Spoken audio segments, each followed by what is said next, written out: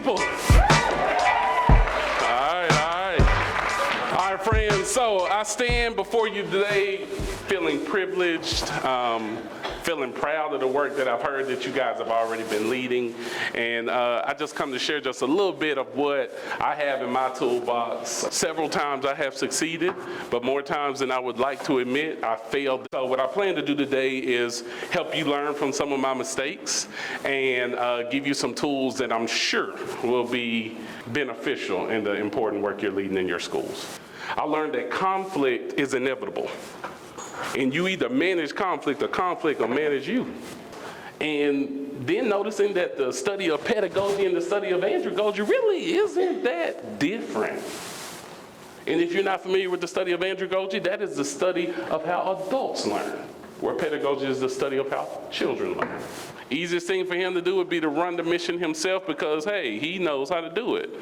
But teaching other folks to do what you know, I'm sure everyone in this room at one time or another has experienced that can be a challenge. The only way you can impart your knowledge on other folks is if you give them the real-time coaching to get them proficient in what you want them to learn. And then, of course, you have the circle of control. The circle of control is typically the circle that also is the circle of greatest vulnerability.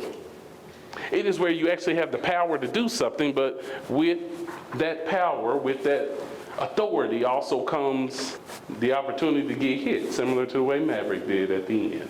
I once heard it was an African proverb, then I read it was an Indian proverb. I'm gonna say some folks told this story before me.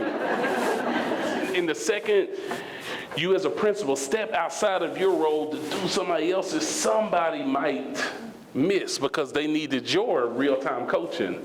They needed your modeling. They needed your feedback.